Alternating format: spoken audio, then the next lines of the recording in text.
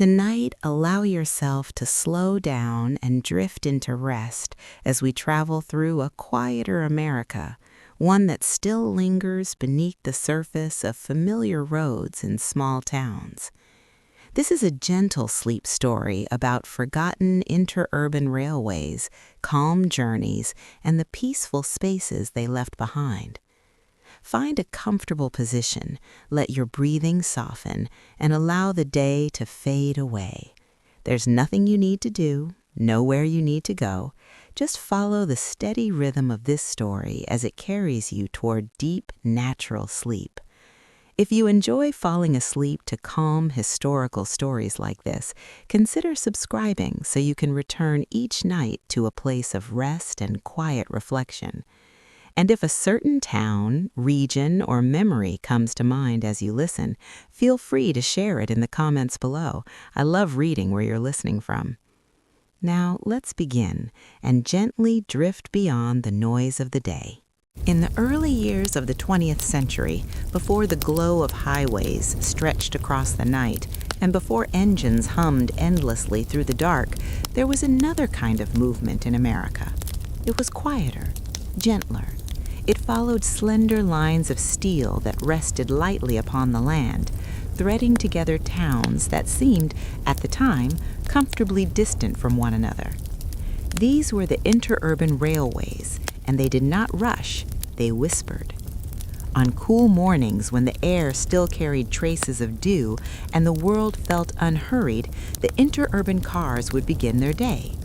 They stood waiting at modest platforms, often little more than a wooden shelter and a sign, patient and still. There was no urgency in their presence. They seemed content to wait for whoever might arrive, carrying lunch pails, newspapers folded under an arm, or simply a quiet expectation of the journey ahead. When the car finally eased forward, it did so with a soft electric hum, not the sharp roar of later machines, but a steady, comforting sound, like a distant breeze moving through tall grass. Windows were often open in warmer months, allowing the countryside to drift inside. Fields passed slowly, their colors blending together in a calm procession, green in spring, gold in late summer, rust and amber in the fall. Between towns, the land spoke in subtle ways. Fences traced gentle lines across open fields. Farmhouses rested back from the tracks, their porches facing the day without concern for passing time. A horse might lift its head as the rail car moved by, unbothered, familiar with the sound. These rails had become part of the landscape, as natural as the creeks and roads they crossed. Inside the car, there was a quiet companionship among passengers. No one felt the need to fill the space with conversation. Some gazed out the windows, watching the world pass in an unbroken rhythm. Others closed their eyes, letting the gentle sway of the car carry them. The seats were simple, but they held the day's fatigue kindly, offering a moment of rest before the work ahead or behind. Conductors moved calmly through the aisles, their steps practiced and unhurried. They knew many of the riders by face, sometimes by name. A nod, a soft greeting, the familiar click of a ticket punch, small rituals that marked the passage of everyday life. Nothing needed to be announced loudly. Everyone understood where they were going and that there was time to get there. As the interurban slipped through wooded stretches, sunlight filtered through branches in slow patterns, casting shifting shadows across the floor of the car. The sound of wheels on rails softened here, cushioned by earth and leaves. In these moments, it was easy to forget the destination altogether. The journey itself felt complete, as though moving gently through space was enough. Towns appeared gradually, never suddenly. A cluster of buildings would rise in the distance, a water tower or church steeple signaling arrival long before the car slowed. The rails guided the way in, easing toward the center of town as if mindful not to disturb the calm. Streets crossed the tracks with quiet patience. Storefronts stood open, ready for the day, as the interurban arrived without ceremony. Passengers stepped off with ease, no crowding or rush. Each departure felt natural, expected. The car would pause briefly, then continue on, carrying the remaining travelers toward the next town down the line. Between stops, silence returned, filled only by the steady hum beneath the floor and the soft breathing of those aboard. At times, the journey stretched into long, open miles where nothing seemed to change at all. This was not empty space, but restful space, the kind that allowed thoughts to slow, to settle. The rails did not demand attention. They offered reassurance, a sense that everything was moving as it should. In the late afternoon, light grew warmer, softer. Shadows lengthened across the fields, and the hum of the rail car seemed to deepen, becoming almost like a lullaby. People leaned back, eyelids heavy, the day's concerns fading into the gentle rhythm of motion. Outside, the land prepared for evening, and inside, the car became a quiet place of transition between work and rest. As dusk approached, lamps inside the car glowed softly, casting a calm amber light. Windows reflected the interior now, merging faces and seats with the fading landscape. Towns passed quietly, their lights appearing one by one like distant stars. The Interurban continued on, steady and sure, its purpose unchanged by the hour. These rails, stretching between towns, were never meant to impress. They did not announce themselves with grandeur or speed. Their strength lay in consistency, in their ability to connect lives without demanding attention. They carried people home, carried stories, carried the gentle weight of everyday moments.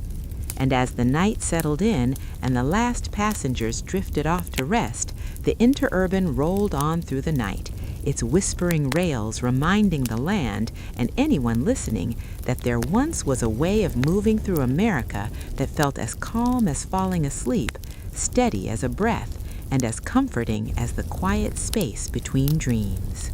There was a time in America when the land itself seemed to set the pace of life. Long before highways cut wide paths across skates and before traffic flowed through the night without pause, travel moved in harmony with daylight, weather, and human rhythm. In those years, the journey from one town to the next was not something to be endured or rushed through. It was simply part of the day, unfolding at its own unhurried speed. Morning arrived quietly then. Roads were narrower, often unpaved, and they curved naturally with the land rather than pushing straight through it. Wagons and early automobiles shared these routes with pedestrians and cyclists, each moving without the pressure of constant motion. There was no expectation to be anywhere instantly. Time felt generous, as if it had room for everyone. In small towns, the center of life gathered around familiar places: the general store, the post office, the rail stop. People walked where they needed to go, greeting neighbors along the way. Travel beyond town limits was less frequent, and when it happened, it carried a sense of intention. One did not leave lightly, nor return without noticing the difference between places. The interurban railways fit perfectly into this slower world. They did not slice through the countryside with force, but followed existing paths, edges of fields, and gentle grades. Their presence felt cooperative, as though the rails had asked permission before being laid. They offered connection without disruption, linking communities while preserving their individual character. A ride on an interurban was rarely about urgency. Passengers arrived early, knowing the schedule was steady and reliable, but not exact to the minute in the way later systems would demand. A few minutes either way mattered little. The car would come, as it always did, and waiting was simply another quiet moment in the day. Inside the rail car, time seemed to soften. There were no clocks demanding attention, no glowing screens counting seconds. Instead, there was the measured rhythm of movement and the view beyond the windows. Fields, barns, and tree lines passed slowly, giving the mind space to wander or rest. One could watch the seasons change not by calendar pages, but by the color of the land outside.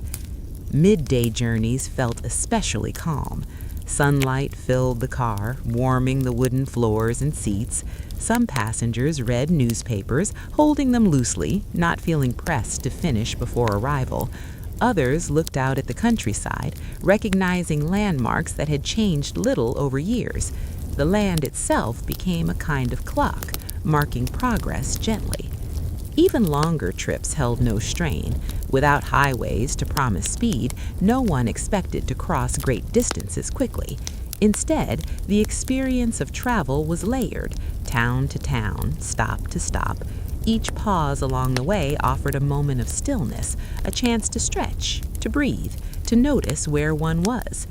As afternoon gave way to evening, the pace slowed further.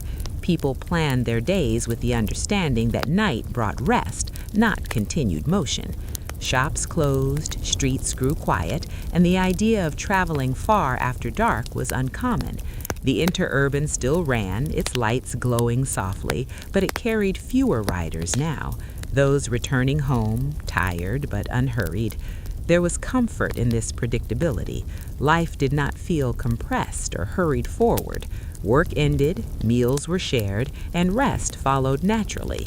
The rails supported this rhythm, carrying people efficiently but gently, never asking them to move faster than felt reasonable. Without highways, the landscape remained closer. Towns felt distinct, separated by real space rather than blurred by speed.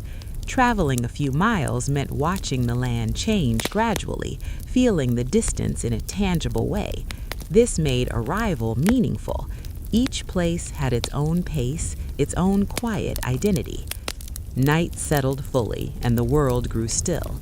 The Interurban's hum blended into the background of crickets, wind, and distant voices. For those aboard, the motion became almost hypnotic, a steady reminder that movement did not have to be loud or demanding. It could be calm, even soothing.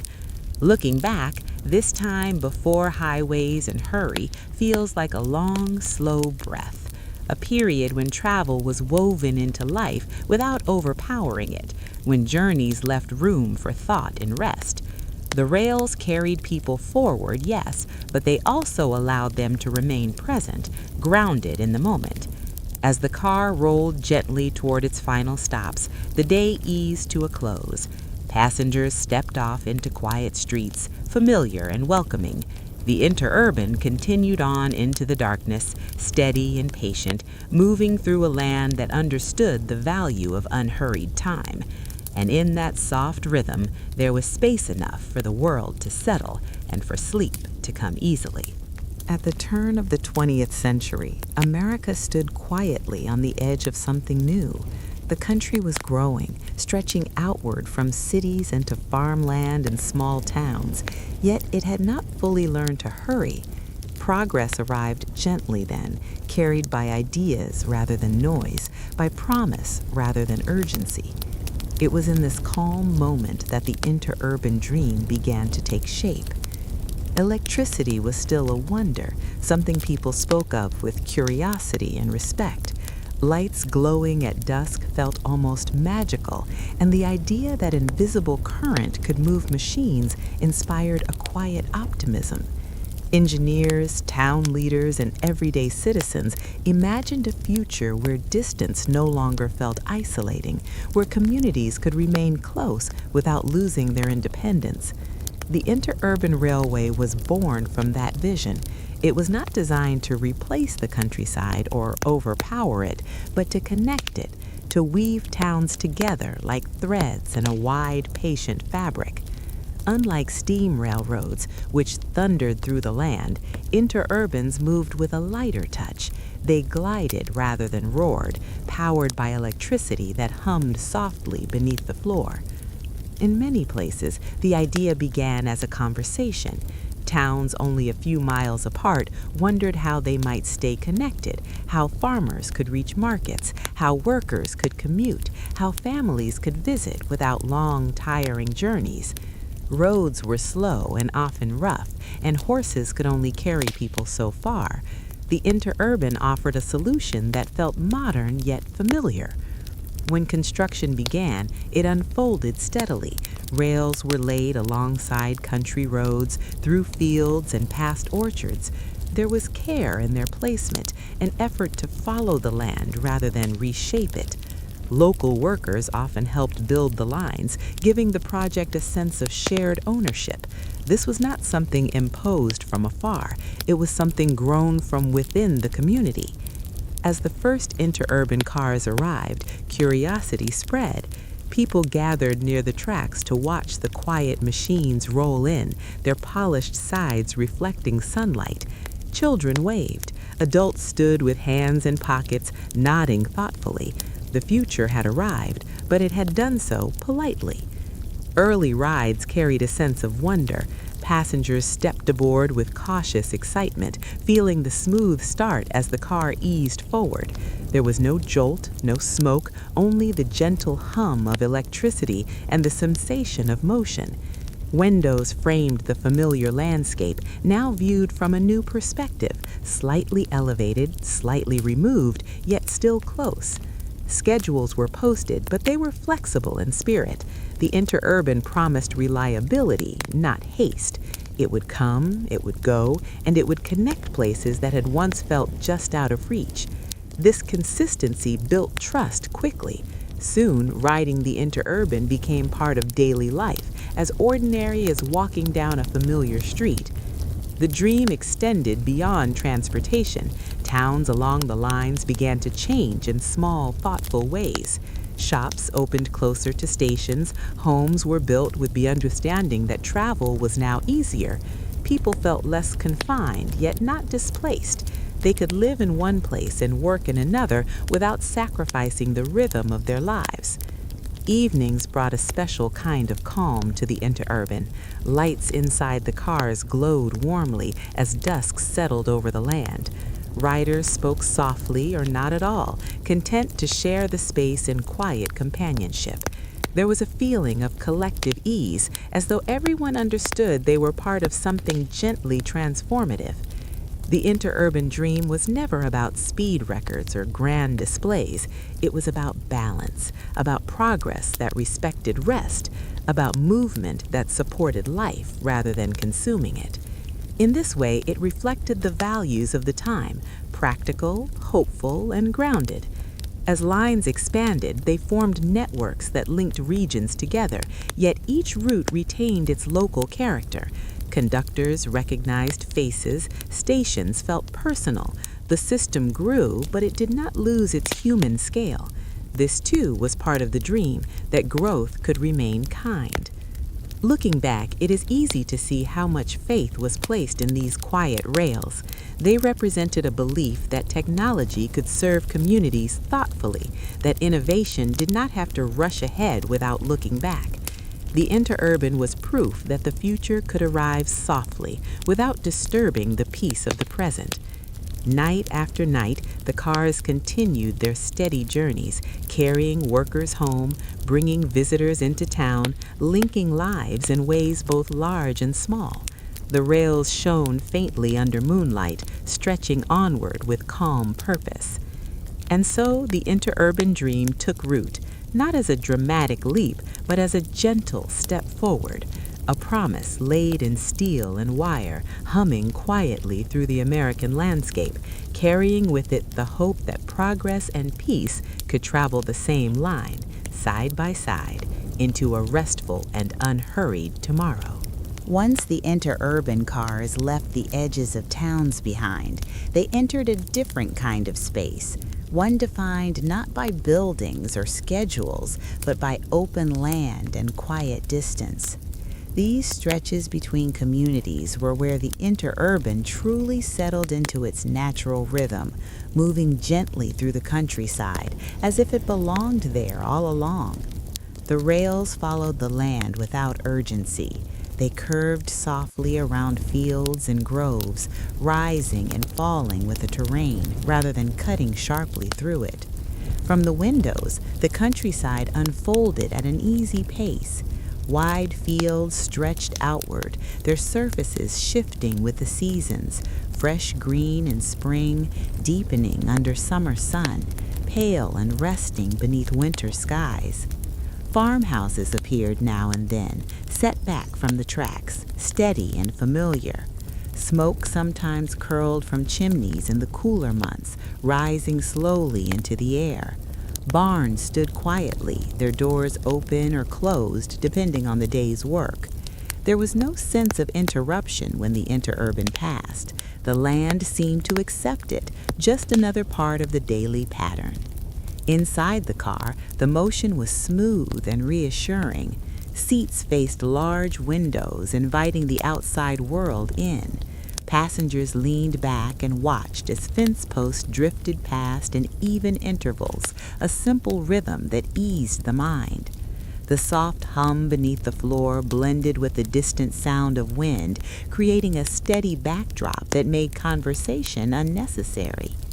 Morning rides through the countryside carried a special calm. Light settled gently across the fields, revealing rows of crops and winding dirt roads. Dew lingered on grass, catching the sun in small, fleeting glimmers. The interurban moved through it all without haste, as if respecting the quiet work of the day just beginning.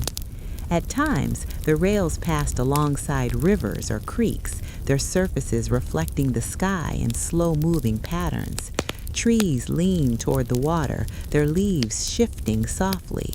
From the car, these scenes felt almost like paintings, framed by the window and held briefly before giving way to the next view. Nothing demanded attention, everything invited rest. As the day moved on, the countryside seemed to breathe with the interurban's passage. Birds lifted from fields and settled again. Livestock paused, then returned to grazing. The world did not start or stop with the train's arrival. It simply continued, unbothered and calm. Midday journeys often found passengers growing quiet. The steady motion and open views encouraged reflection or gentle drifting of thought. Some riders closed their eyes, trusting the familiar route to carry them forward. Others rested their hands on the window ledge, feeling the slight vibration beneath their fingertips, grounding and steady. In the afternoon, light shifted and shadows lengthened. Trees cast long shapes across fields, and the colors of the land softened. The interurban seemed to slow even further, though its pace remained unchanged. Time itself felt stretched, unpressured, allowing each moment to settle fully before passing. Occasionally, the rails crossed a small road or path marked only by a simple sign. The car would sound a gentle warning, not loud or sharp, just enough to announce its presence. Then it would continue on, slipping back into the quiet flow of the countryside. As evening approached, the landscape took on a deeper stillness. Fields darkened and the sky widened, painted with fading light. Inside the car, lamps glowed softly, creating a warm contrast to the cooling world outside. Passengers grew drowsy, their movements slowing, their thoughts drifting with the view. The countryside at night felt expansive and peaceful. Stars appeared gradually, unhurried. The rails gleamed faintly in the dim light, guiding the car forward with quiet certainty. Beyond the windows, the land rested, holding its shape in darkness. These gentle journeys were never about reaching a destination quickly. They were about moving through space in a way that felt natural and kind. The interurban offered a rare experience, a chance to travel without tension, to observe without effort, to be carried without demand. For those who rode often, these countryside passages became familiar companions. Each curve of track, each stand of trees, each open field felt known and reassuring. The journey itself became a place of rest, a pause between the responsibilities of one town and the comforts of another. As the Interurban rolled on, steady and unassuming, it carried more than passengers. It carried a sense of calm that settled into the landscape and lingered long after the car had passed. And in that gentle motion through open countryside, there was an invitation to slow down, to breathe deeply, and to let the mind drift easily toward rest, guided by rails that knew the value of quiet travel. Along the interurban lines, stations appeared not as grand landmarks, but as modest, welcoming places. They were often simple structures, wooden shelters, small platforms, sometimes just a sign and a bench, but they held a quiet importance in daily life. These small stations were pauses in the journey, gentle points of connection where movement slowed and familiarity took over. Each station belonged to its surroundings. Set beside a country road, near a cluster of homes, or at the edge of a town's main street, it reflected the rhythm of the place it served. Paint might be weathered, boards worn smooth by time, but everything felt cared for. There was no need for polish. These stations were practical, dependable, and known. People arrived early, not out of urgency, but out of habit. They stood patiently, hands tucked into coat pockets or resting on the handles of lunch pails. Neighbors greeted one another with nods and soft words, conversations unhurried. No one worried about missing the car. The Interurban came regularly, as steady as the turning of the day. When the car approached, its presence announced gently, a soft hum growing closer, a bell sounding briefly. The station seemed to awaken, though it never lost its calm.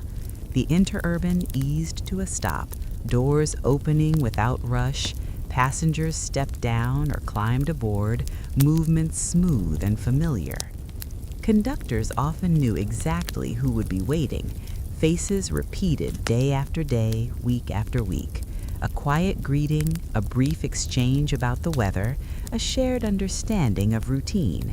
Tickets were punched with practiced ease, each small click marking another ordinary journey. Inside the car, new riders found their seats, often choosing the same place each time.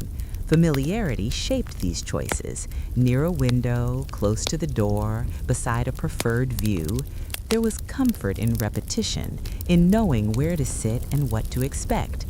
The stations themselves witnessed countless small moments, a parent helping a child step up carefully, a worker leaning briefly against a post before boarding, friends sharing a few words before parting for the day.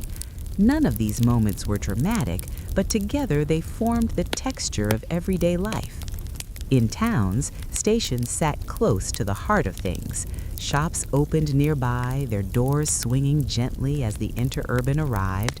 The sound of the car blended with footsteps, distant voices, and the soft rhythms of work beginning or ending.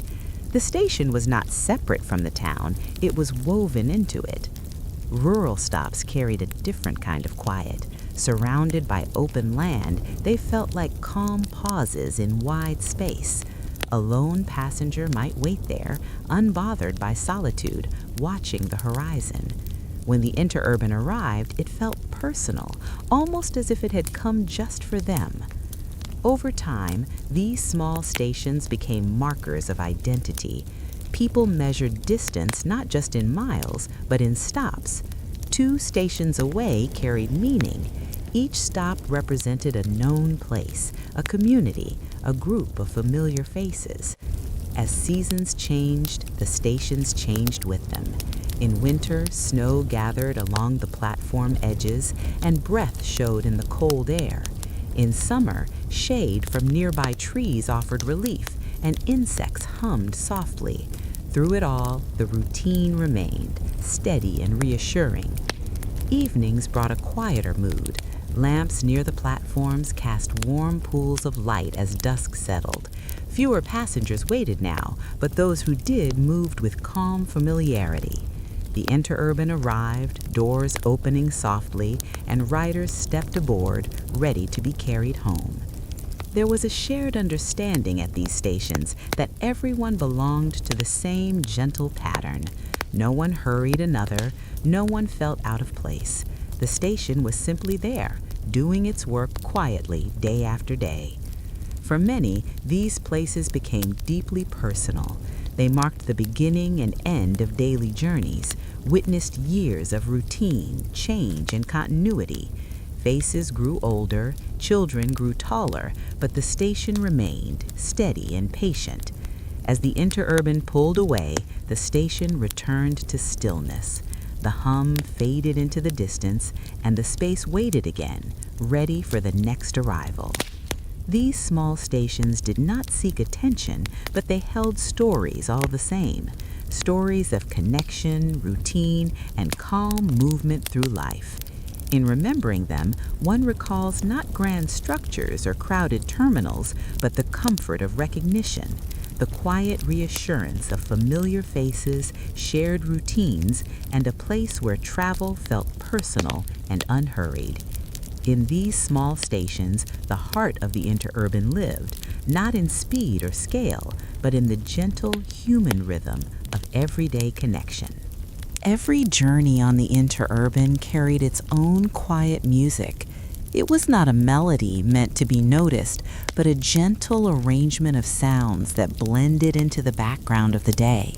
Steel met steel beneath the car, not with sharpness or force, but with a steady, softened rhythm, one that grew calmer as distance stretched out before it.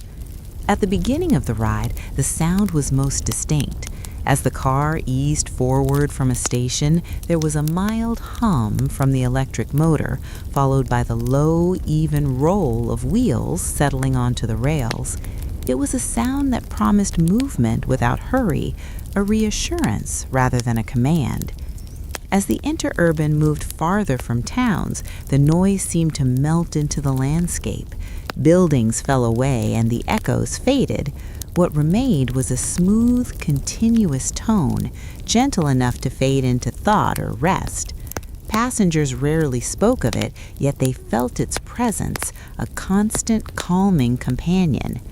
The rhythm of the rails created a pattern that repeated without demand. Click, glide, pause. Click, glide, pause. Not fast enough to stimulate, not slow enough to draw attention. It was simply there, like breathing.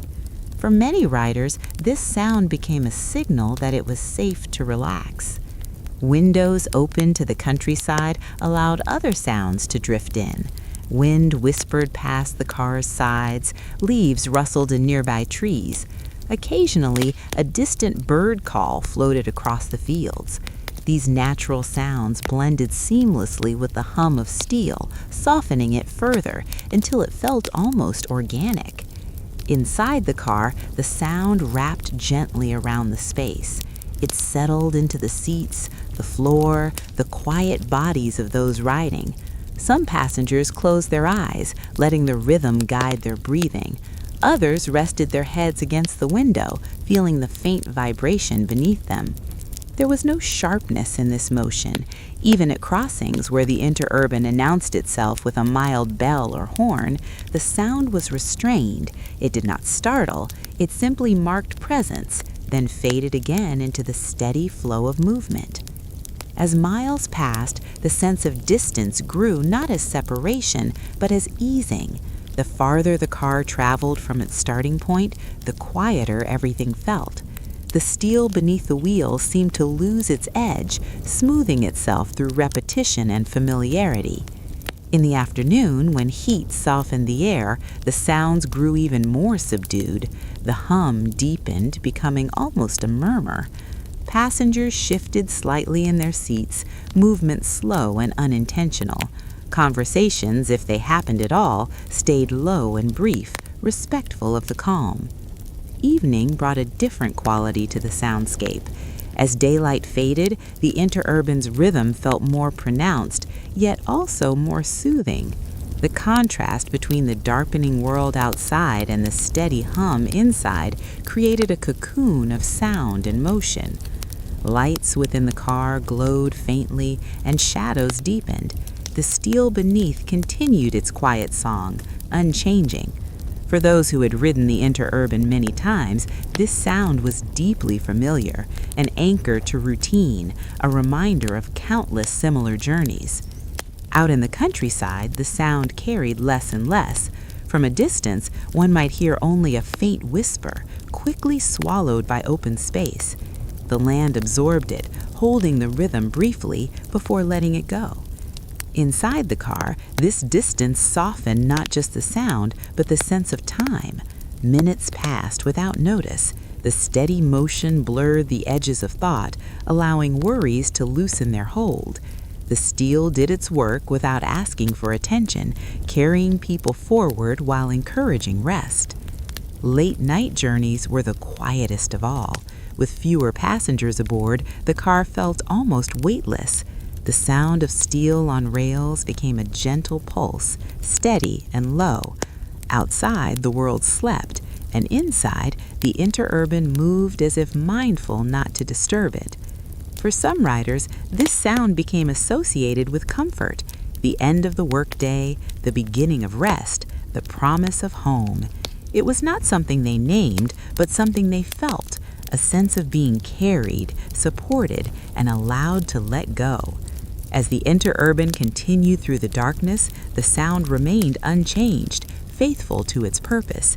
Steel met steel, softened by distance, by familiarity, by the gentle passage of time. And in that quiet rhythm, there was space for the mind to settle, the body to relax, and sleep to arrive easily, guided by the soft, steady whisper of the rails. As the day slowly released its hold on the land, the Interurban prepared for one of its calmest journeys, the last car home. Evening rides carried a different feeling than those of morning or midday.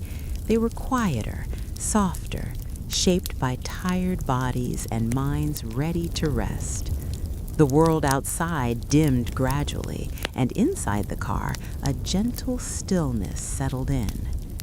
Passengers arrived at stations with unspoken familiarity. Their movements were slower now, less purposeful. The work of the day had been done, and what remained was the simple act of returning home. Lunch pails hung loosely at their sides. Coats were buttoned against the cooling air. No one rushed. The last car would come, as it always did. When the Interurban appeared, its lights glowed warmly against the growing dusk. The hum of the motor sounded lower, deeper, as if aware of the hour. Doors opened with ease, and riders stepped aboard without a word, greeting the conductor with small nods or quiet smiles. Inside, the car felt dim and welcoming. Lamps cast soft pools of light along the aisle, leaving corners in gentle shadow. Seats held the warmth of earlier journeys, and passengers settled into them with practiced comfort. Many chose the same spot they always did, drawn by habit and ease. As the car eased forward, the town slipped behind them. Storefront lights blurred past, and familiar streets faded into darkness. Soon the countryside took over, wide and quiet. The rhythm of the rails steadied, and the motion of the car became almost hypnotic. Outside, the sky deepened from pale blue to indigo. Fields disappeared into shadow, their shapes suggested rather than seen. Occasional farm lights glimmered in the distance, steady and small. The Interurban moved through this landscape like a slow thought, unhurried and calm. Inside the car, conversation was rare. When it happened, it was soft, carried in low tones that never disturbed the peace. More often, there was silence, comfortable and shared. Some passengers leaned back, eyes closed, letting the gentle sway carry them. Others gazed out the windows, watching reflections of the interior merge with the dark beyond. The sound of the rails felt more pronounced now, a steady undercurrent beneath the quiet. Steel met steel in a consistent rhythm, softened by the open space around it.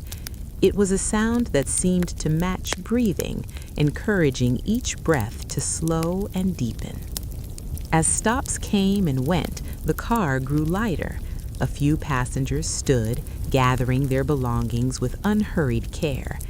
The Interurban slowed, doors opened, and they stepped off into waiting darkness, the car's light briefly spilling onto the platform before moving on.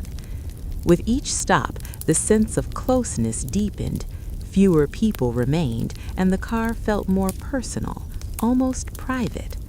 The conductor moved quietly, his presence reassuring, familiar. There was no need for announcements. Everyone knew where they were and where they were going.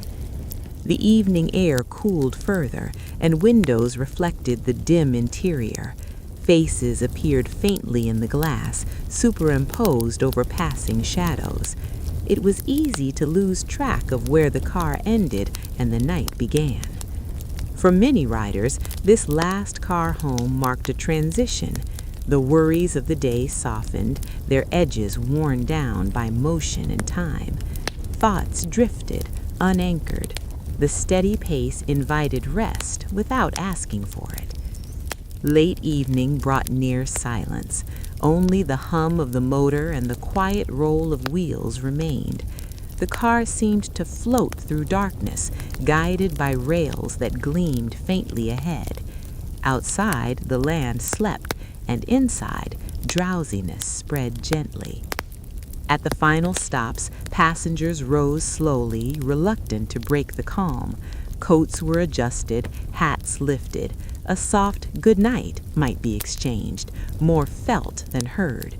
The Interurban paused, doors opening to the cool night air. Stepping off the car, riders entered quiet streets, familiar and still. The Interurban waited briefly, then eased forward again, continuing on to its final destination. Its lights receded into the darkness, leaving behind only the memory of warmth and motion. Evenings on the last car home were never remarkable, and that was their gift. They offered a peaceful ending to the day, a gentle passage from effort to rest.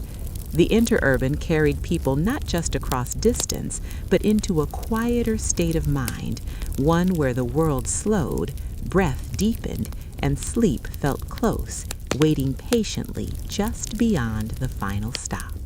When the Interurban lines first stretched across the countryside, they did more than connect existing places. They quietly shaped new ones. Along those slender rails, towns began to form and grow, not in haste, but with a steady patience that matched the rhythm of the trains themselves. These were places that unfolded naturally, guided by the dependable presence of the tracks. At first, there might be only a stop, a simple platform where the Interurban paused. A road crossed nearby, a farmhouse stood within view, or a cluster of homes rested just beyond the fields. People noticed the convenience of the stop, how easily one could step aboard and travel to a neighboring town. Over time, that convenience became possibility. Small businesses were often the first to appear. A general store opened within walking distance of the tracks, its windows facing the platform.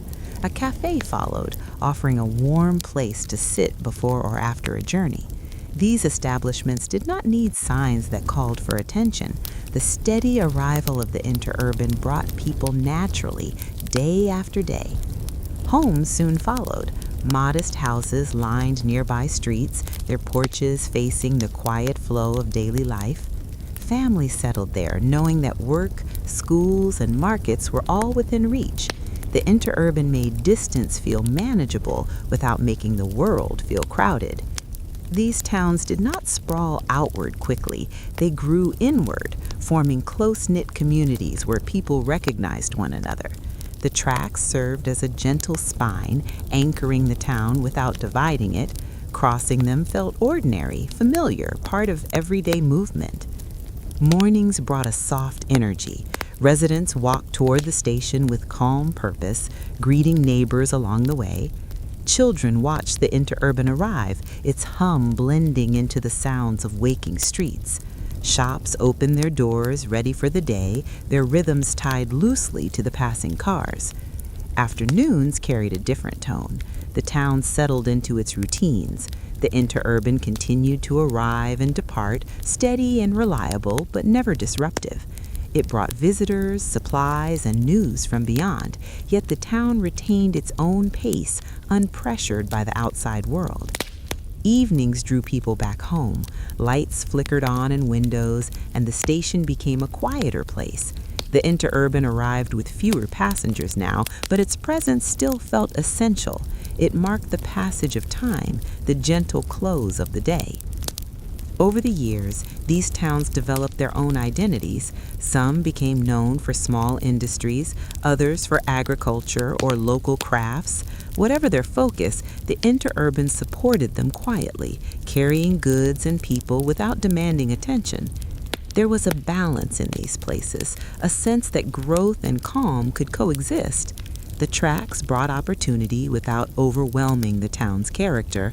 People could travel outward during the day and return each evening to familiar streets and faces. Seasonal changes shaped town life as well. In spring, gardens appeared near homes and the station platform filled with light. Summer brought open windows and long evenings. Fall colored the trees lining the tracks, and winter wrapped the town in stillness, the interurban cutting a soft path through snow. Generations passed, and the town remained tied to the rails. Children grew up watching the interurban arrive, later riding it themselves. Familiar faces aged, new ones appeared, and the routine continued. The tracks witnessed it all, steady and patient. Though time eventually moved on and other forms of travel emerged, the influence of the interurban remained. The layout of streets, the placement of homes, the closeness of the community all bore the quiet imprint of those early rails.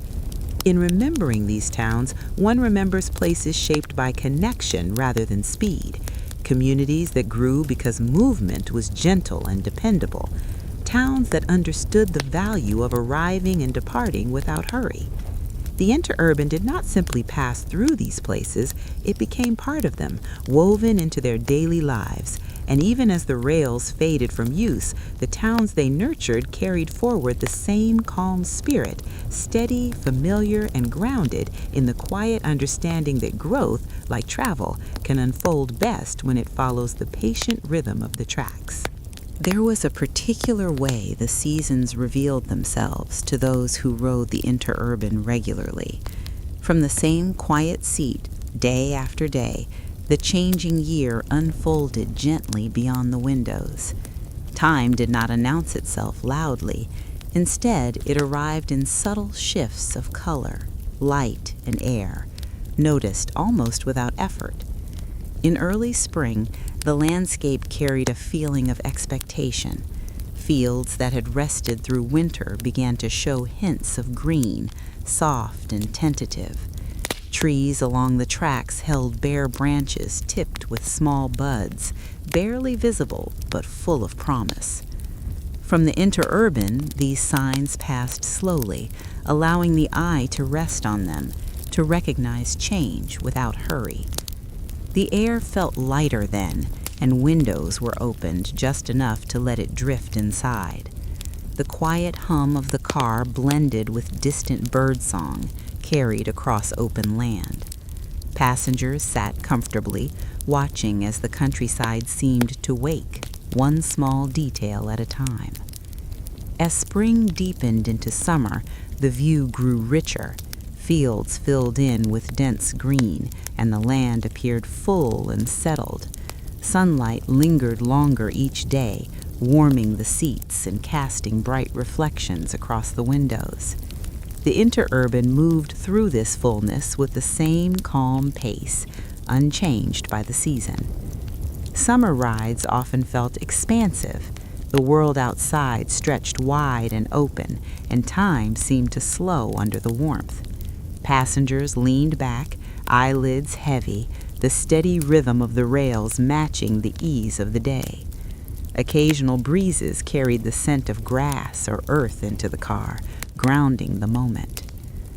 Late summer brought a gentle shift. Greens softened, deepened, cornfields stood tall and still. The light took on a warmer tone, less bright, more golden. From the same familiar seat, riders noticed these changes not all at once, but gradually, as if the land were turning pages quietly. Autumn arrived with color, but even this transformation felt unhurried. Leaves along the tracks changed slowly, one tree at a time. Reds, yellows, and browns appeared in small clusters, then spread outward. The Interurban passed through these scenes like a moving frame, holding each view just long enough to appreciate it. The air cooled and windows were closed again. Inside the car, the hum felt deeper, more enclosed. Passengers wrapped themselves in light coats, settling in with the comfort of routine. Outside, fields prepared for rest, their colors muted and calm. Autumn rides carried a sense of reflection. The shortening days and lengthening shadows invited thought and quiet observation. From the steady seat, the passing land felt familiar and reassuring, unchanged in its rhythm even as its appearance shifted. Winter arrived softly. Snow dusted the fields, outlining fence posts and tracks with clean, simple lines. Trees stood bare against pale skies, their branches forming quiet patterns.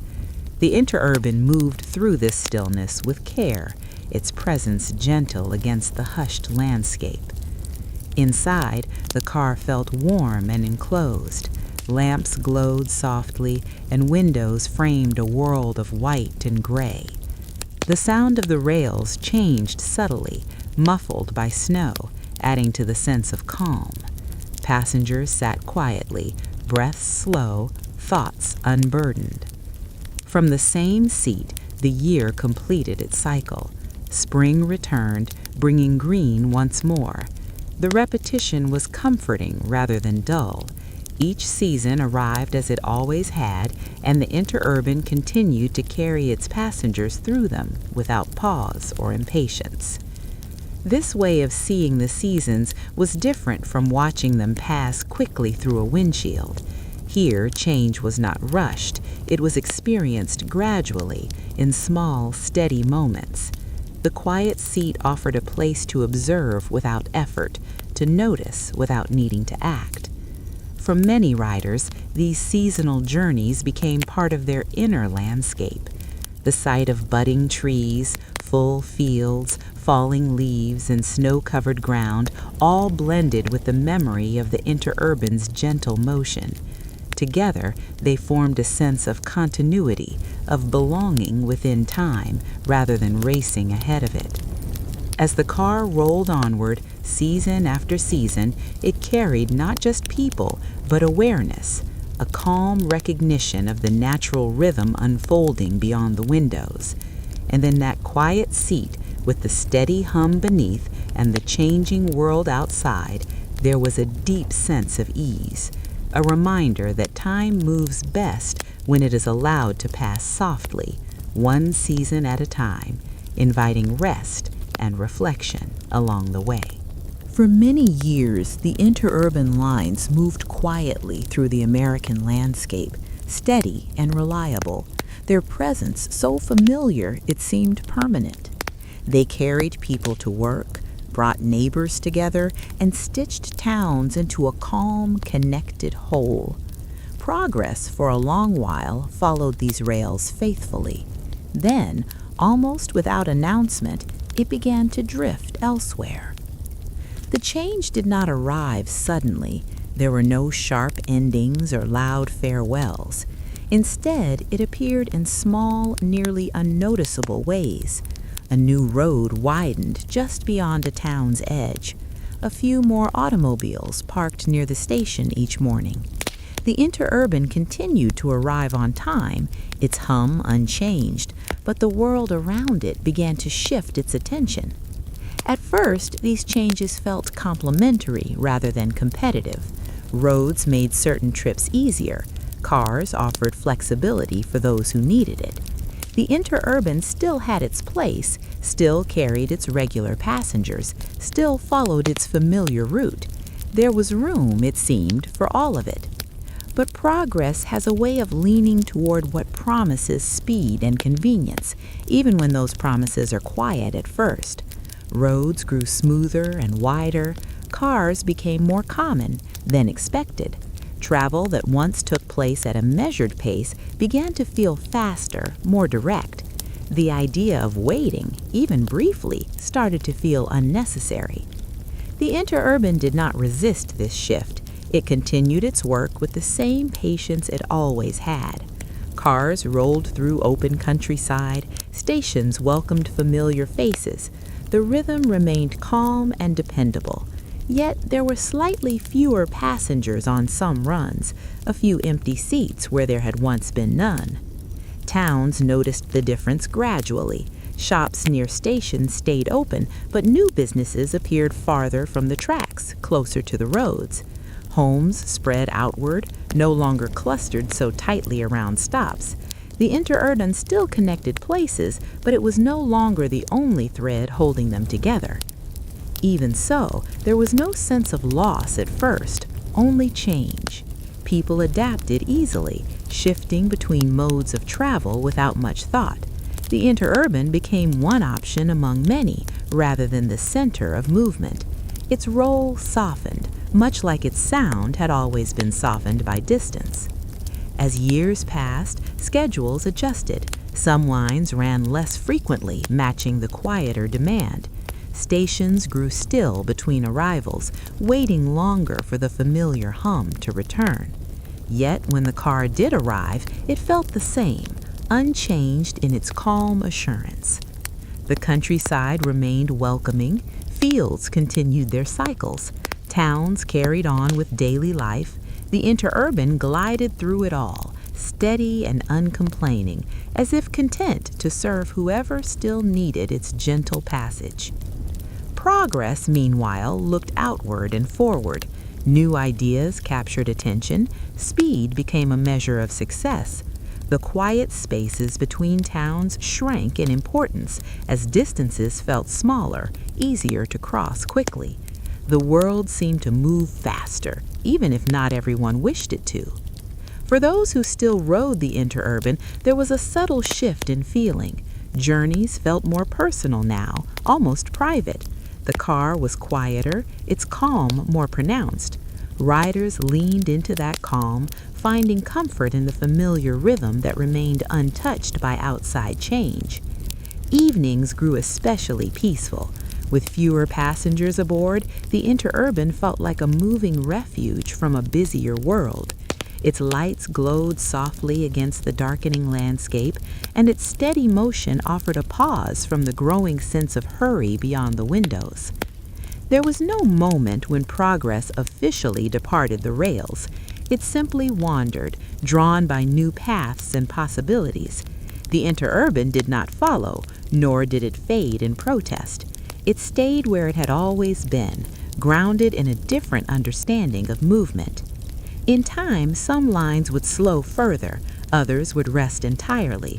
But during this period, when progress began to drift elsewhere, the interurban still lived fully within its purpose.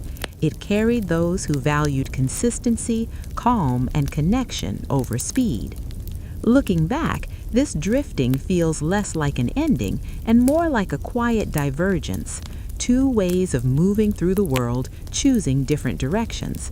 One rushed forward, eager and fast. The other remained steady, offering its gentle rhythm to anyone willing to ride. And in that steadiness, there was dignity. The interurban continued to whisper through the land, untroubled by changing trends. It reminded those who listened that progress does not always mean moving faster. Sometimes it means knowing when to remain still, when to continue gently onward, carrying calm through a world that is learning how quickly it wants to move. By the time the final interurban runs began, they did not feel like endings. There were no crowds gathered to witness them, no announcements marking the moment. The cars continued to follow their schedules, arriving and departing as they always had, their quiet presence blending into the routines of the day. If anything had changed, it was only in how little attention was paid. Stations still stood, patient and familiar.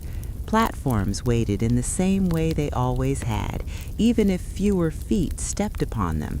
The signs remained, slightly faded now, pointing toward places that still existed, even if fewer people traveled between them by rail.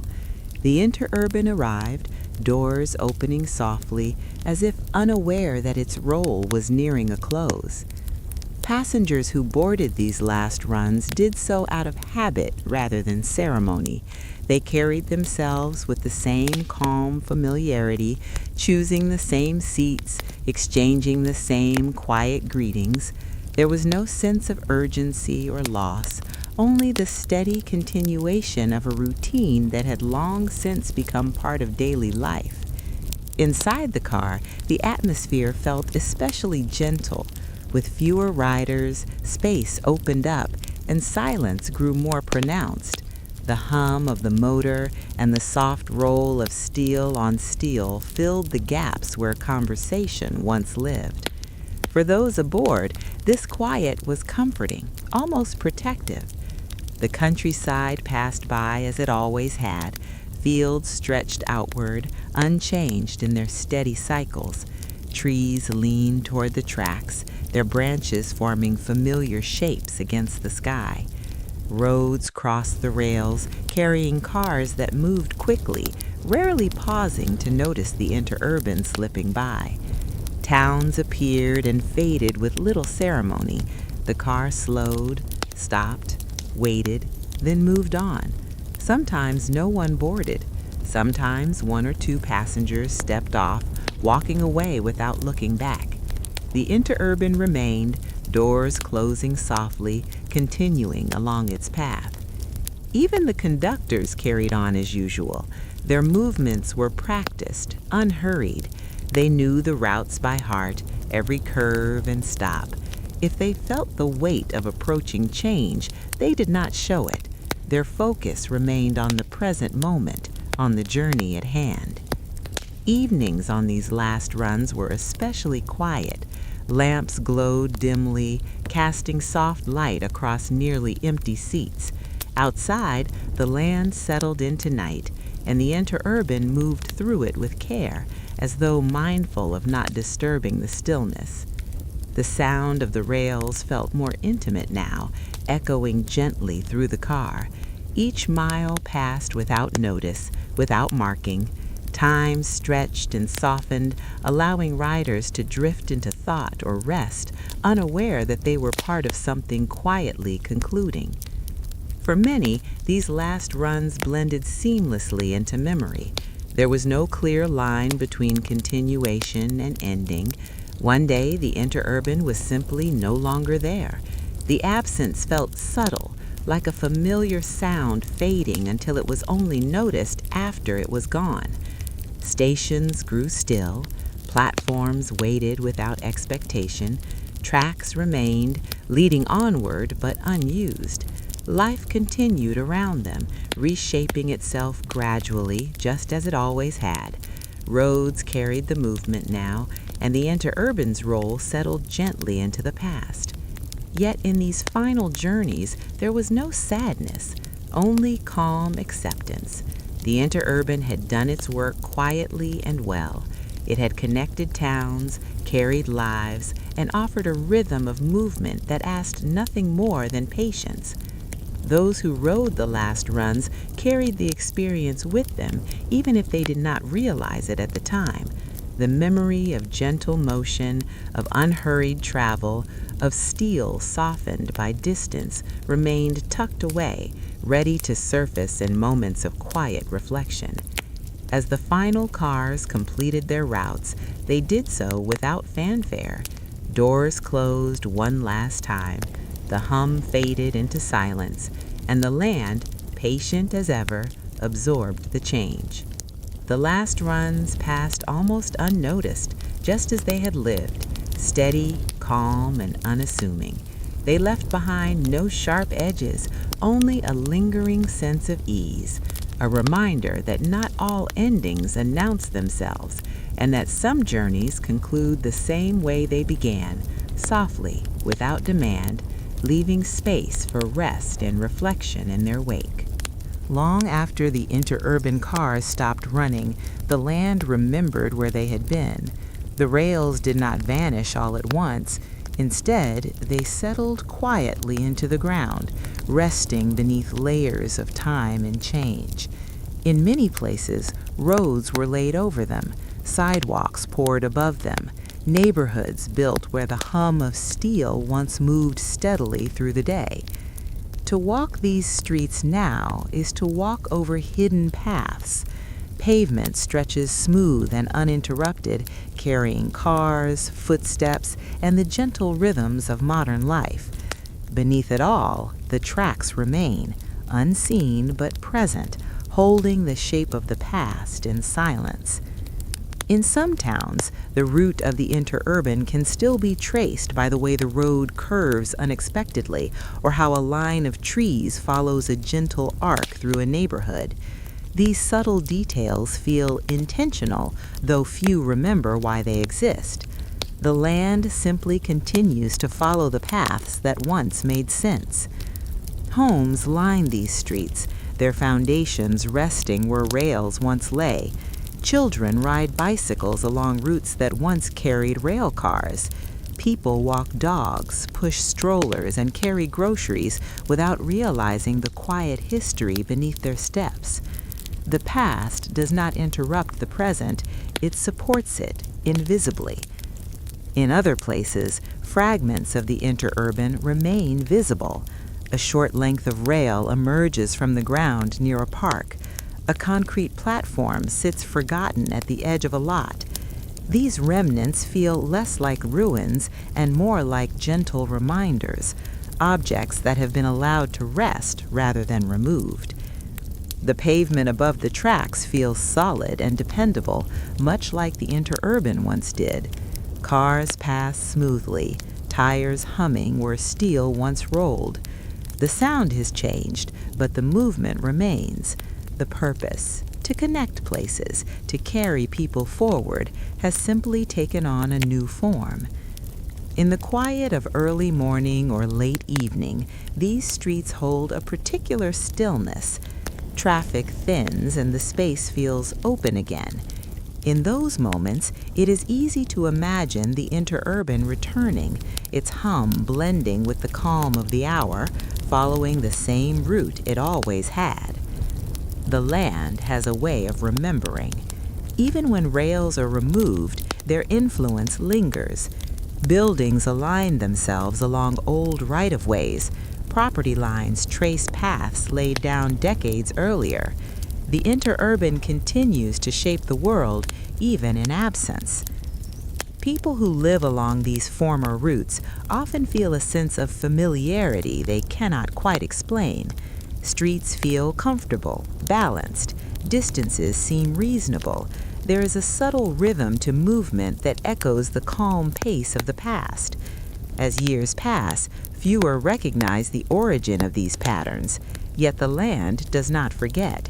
It holds the memory quietly, offering it to those who notice the gentle curves, the unexpected straightaways, the way one town flows into the next. At night, when streets are quiet and lights glow softly, the hidden tracks seem closer. The pavement above them feels thinner, the distance between past and present smaller. The world slows, and the memory of gentle movement returns. The interurban once carried people home, carried them to work, carried them through open countryside and small towns. Now its path carries something else, a sense of continuity, a reminder that progress does not erase what came before, but often builds directly upon it. Tracks beneath the pavement are not lost, they are simply resting, folded into the everyday landscape. Their presence is subtle, steady, and enduring. They remind us that the past remains close even when unseen. As the night deepens and the streets grow still, these hidden paths offer a quiet comfort. They suggest that beneath the surface of modern life lies a slower rhythm, a gentler way of moving through the world.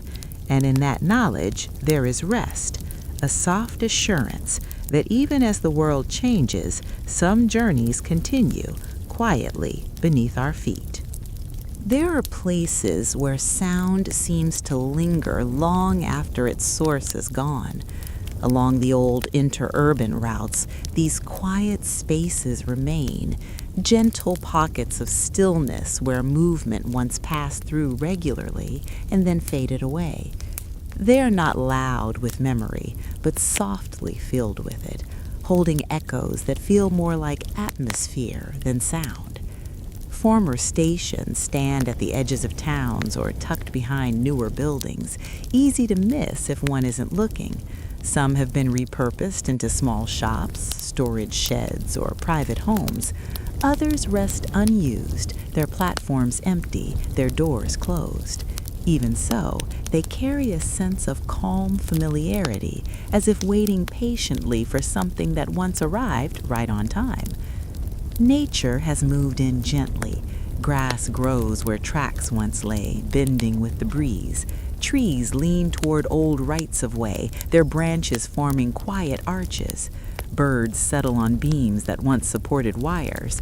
The world has not rushed to fill these spaces, it has simply softened them. Walking through these places, one notices how peaceful they feel. The air seems stiller, the sounds more distant. Footsteps fall quietly, as if the ground itself prefers not to be disturbed. It is easy to slow down here, to breathe more deeply, to let time stretch. These are not abandoned places in the usual sense. They have not been left behind so much as set aside.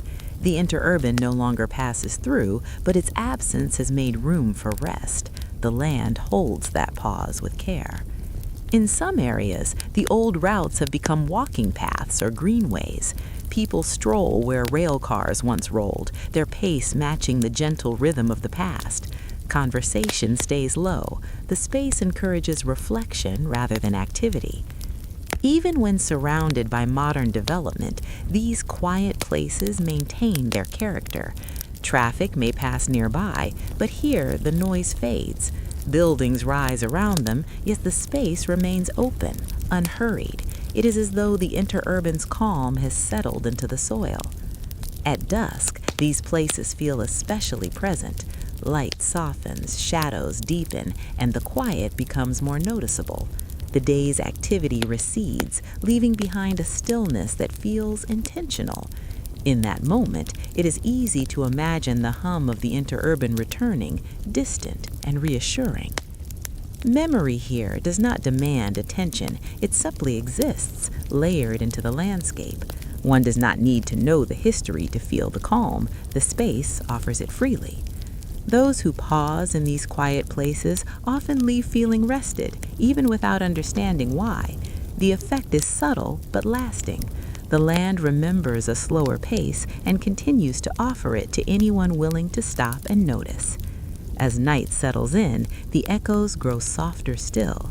Stars appear above former platforms. Wind moves through tall grass. The past does not intrude, it comforts.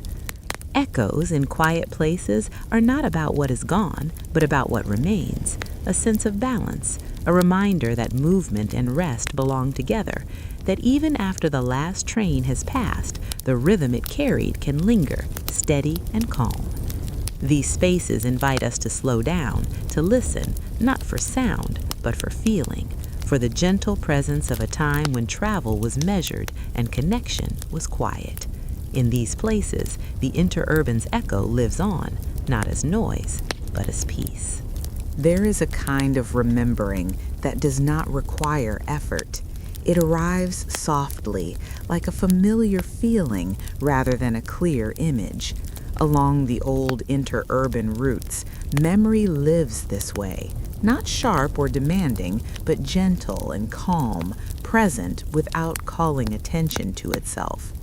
It is the kind of remembering that feels close to dreaming, where thoughts drift without needing to be held.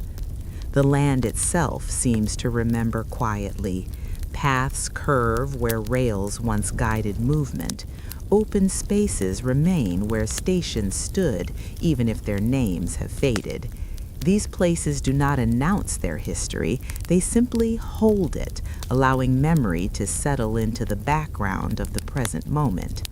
For those who pause in these spaces, memory often surfaces unexpectedly. A sense of calm, a feeling of familiarity, a quiet ease that cannot be traced to a specific story. It is remembering without waking, awareness without effort, recognition without detail. The interurban once moved through these places daily, its rhythm steady and unhurried. That rhythm did not disappear when the cars stopped running. It softened, spreading into the surroundings, becoming part of the atmosphere. Even now, the land carries that pace, offering it to anyone who moves through with attention. Walking along an old right-of-way, one might notice how the world feels slightly different there. Sounds seem muted, movements slow naturally. Breathing deepens without instruction. The space itself invites rest, as though it remembers what it once carried. This kind of remembering does not pull the mind into the past. Instead, it gently supports the present. It allows a sense of continuity, a feeling that the moment belongs within a longer, calmer story. There is no need to analyze or reflect deeply. The feeling is enough. As daylight fades, this gentle remembering grows stronger. Evening light softens edges, and the world takes on a quieter tone. The past and present feel closer then, layered rather than separate. Memory drifts like a low cloud, touching everything lightly.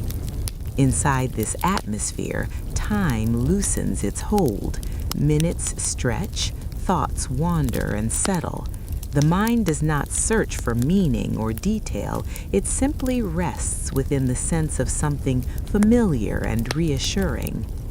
This is how the interurban is remembered now, not through schedules or maps, but through feeling, through the calm that lingers in certain places, through the ease that settles when one follows a path that once guided steady movement.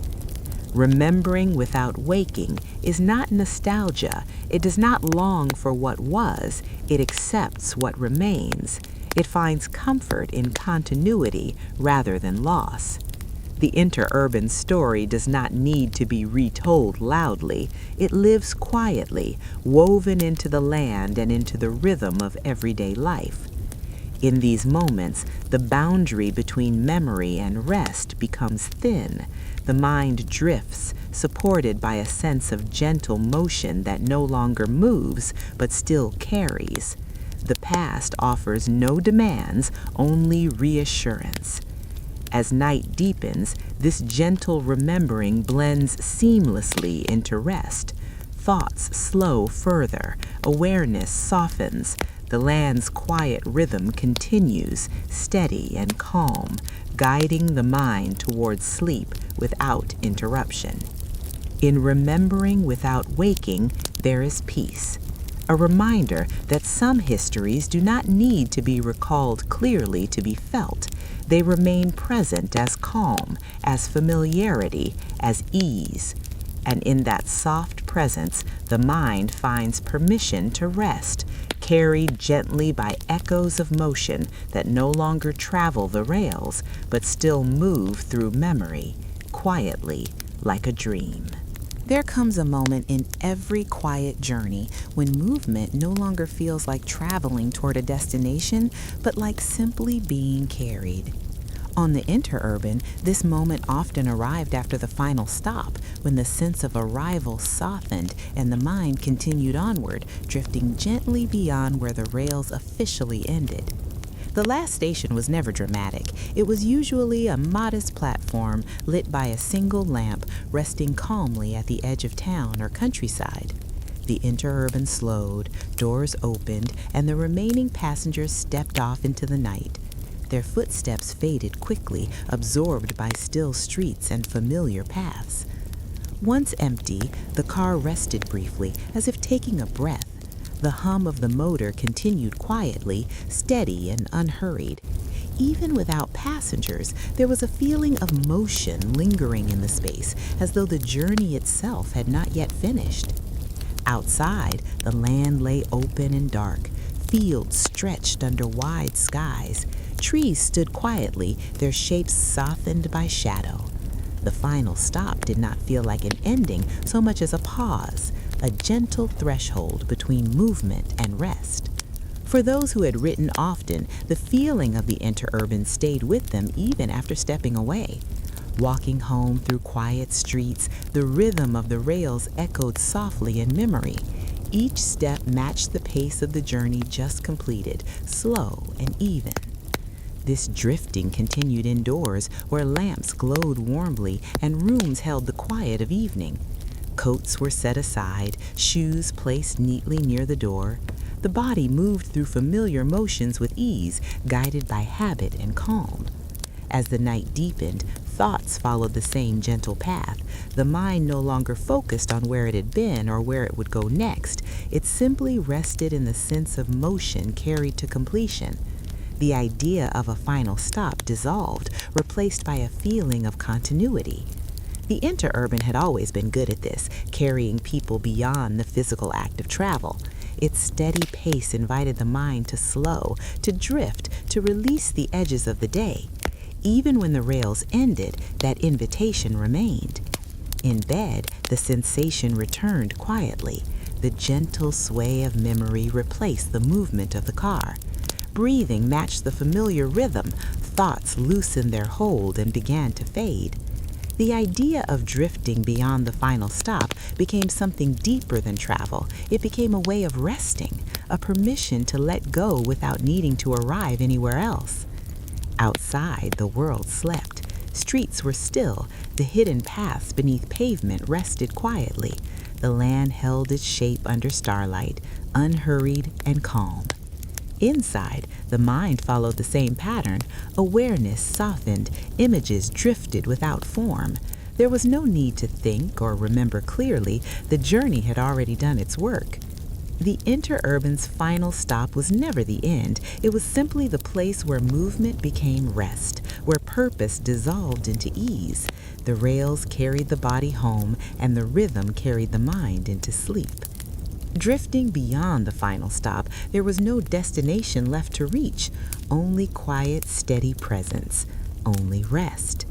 And in that gentle drifting, sleep arrived naturally, soft, unforced, and complete, carried by the memory of a journey that never hurried, never demanded, and now faded peacefully into the night.